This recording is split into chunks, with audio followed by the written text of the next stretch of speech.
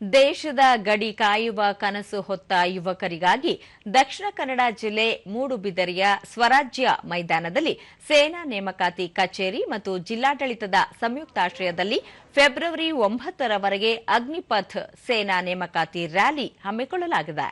2025-26ನೇ ಸಾಲಿನ ಸಾಮಾನ್ಯ ಪ್ರವೇಶ ಪರೀಕ್ಷೆಯಲ್ಲಿ ಅರ್ಹತೆ ಪಡೆದ ಅಭ್ಯರ್ಥಿಗಳು ಈ ರ್ಯಾಲಿಯಲ್ಲಿ ಪಾಲ್ಗೊಳ್ಳುತ್ತಿದ್ದಾರೆ.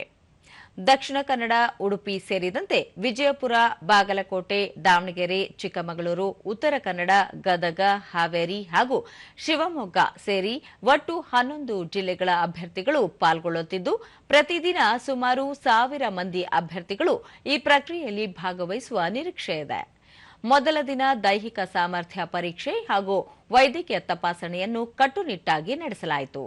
ಆಳ್ವಾಸ್ ಶಿಕ್ಷಣ ಪ್ರತಿಷ್ಠಾನದ ಸಹಯೋಗದೊಂದಿಗೆ ಕಂದಾಯ ಇಲಾಖೆ ಅಭ್ಯರ್ಥಿಗಳಿಗೆ ಉಚಿತ ಊಟ ಹಾಗೂ ಉಪಹಾರ ವ್ಯವಸ್ಥೆ ಮಾಡಿದ್ದು, ಆಳ್ವಾಸ್ ನುಡಿಸಿರಿ ಸಭಾಂಗಣದಲ್ಲಿ ವಸತಿ ಸೌಲಭ್ಯ ಕಲ್ಪಿಸಲಾಗಿದೆ. ಮಂಗಳೂರು ವಿಭಾಗದ ಬ್ರಿಗೇಡಿಯರ್ ಎಸ್ಕೆ ಸಿಂಗ್, ನೇಮಕಾತಿ ವಿಭಾಗದ ಮುಖ್ಯಸ್ಥ ಜಿ ಸೋಮ ಮಹಾರಾಜನ್ ಹಾಗೂ ಹಿರಿಯ ಸೇನಾಧಿಕಾರಿಗಳು ಅಭ್ಯರ್ಥಿಗಳಿಗೆ ಮಾರ್ಗದರ್ಶನ ನೀಡುತ್ತಿದ್ದಾರೆ.